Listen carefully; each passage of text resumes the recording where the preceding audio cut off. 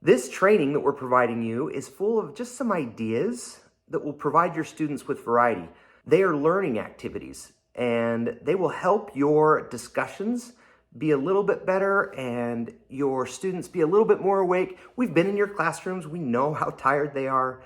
We know how hard it is to keep them moving. We're going to demonstrate these activities right now and hope that you'll be able to mix them in a little bit into your classrooms. Marbles is simple. It's not a fast-paced game. You play marbles by having a shooter and using your thumb to push the shooter into the circle.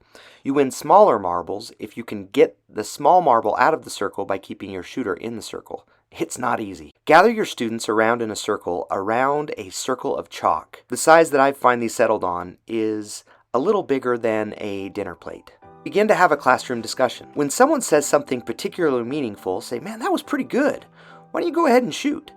Now, in this activity, I really don't feel like you need to keep score or do anything like that. It's just an out-of-seat experience that allows them to kind of have a additional focus in addition to the conversation.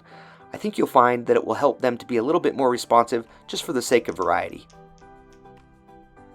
Don't worry, the chalk comes right up with a wet paper towel. Using a suction cup ball is a little bit more active. You can use this activity to help your students learn more about acquiring spiritual knowledge or something in doctrinal mastery. You can use the suction cup ball as an object lesson. It's got to be a soft toss. We learned this works best from about 20 feet back. Brother Facer and I thought it would be best if you were having a discussion and they started to answer and you gave them a chance to throw the suction cup ball. We built this target. Go ahead and pause the video if you'd like to copy ours. Remember, this works incredibly well on whiteboard, but also just as well on blackboard. We don't play games in seminary on a regular basis, but when we do, it helps them to stay awake and be a little bit more active. Some of my friends in my bald club help me with this activity. It's pretty simple. Discussion questions are written onto a beach ball, and we pass it around. You pick a finger, right index finger, whichever question that right index finger is touching, the student reads aloud, gives a response, and then passes it to another student. It's a great way to finish up class or to help the discussion to be a little bit more lively. Trash ball is easy.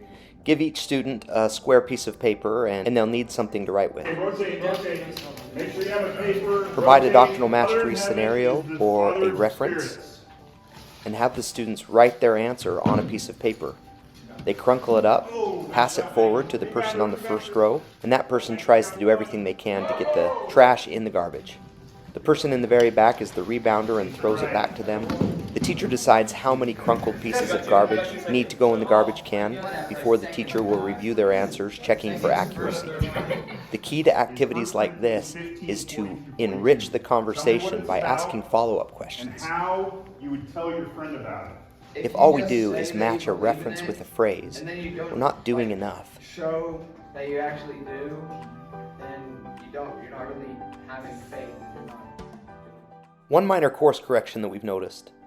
There are some classes that are working to memorize entire verses, and although that is a meaningful effort, the curriculum only asks us to help our students memorize phrases matched with references, not the entire verse.